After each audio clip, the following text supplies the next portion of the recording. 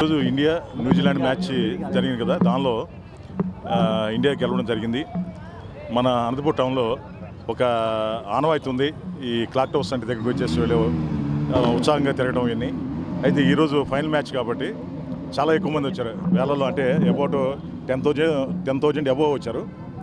వచ్చేటికి వాళ్ళంతా పీస్ఫుల్గా వాళ్ళని డిస్పర్స్ చేయడం జరిగింది. ఎలాంటి అవాంఛనీయ జరగకుండా మేము పోలీస్ బందోబస్తు ఏర్పాటు చేయడం జరిగింది. Thank you.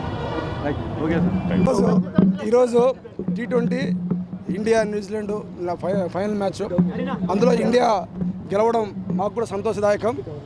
ముఖ్యంగా మా పోలీస్ శాఖ తరఫున కూడా ఇండియా గెలవడం అనేది మాకు గర్వకారణం. ఆ సంతోషం మాకు కూడా ఉంది.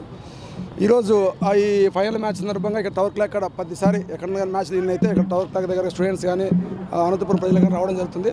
ఇక్కడ కొంచెంసేపు తపాసులు మరియు ఇక్కడ ఏదైనా కొద్దిసేపు ఆనందాలు వ్యక్తపరుచుకొని వెళ్ళిపోతారు.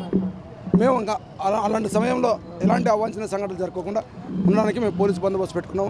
కొద్దిసేపు బాగా ఎంజాయ్ చేశారు, తర్వాత డిస్పర్స్ చేశారు, వెళ్ళిపోయారు. ఎక్కడ కూడా ఎలాంటి అవాంఛనీయ సంఘటన జరగలేదు. సంతోషం మాకు. కానీ యూత్ అనే వాళ్ళు ఏం చేస్తారంటే ఈ బుల్లెట్లకి బైకులకి సైలెన్సర్లు బిక్కేసి చాలా ఫాస్ట్గా వెళ్ళడము, ట్రిపుల్ రైడింగ్ వెళ్ళడం, ఇలాంటి పనులు చేస్తున్నారు. టపాసులు కూడా జనం మధ్యలో పెట్టి పెంచడం, ఇలాంటి పనులు చేస్తున్నారు. ఎంజాయ్ చేయాలి కానీ అది శుతిమించకూడదు.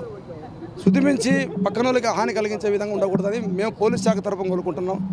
మనకు అనంత క్షేమం కావాలా, అనంతపురం క్షేమంగా ఉండాలా, ఎవరికి కూడా ఎలాంటి హాని జరగకూడదు అనేది మేము పోలీస్ తరఫున చాలా ఆకాంక్షిస్తాము.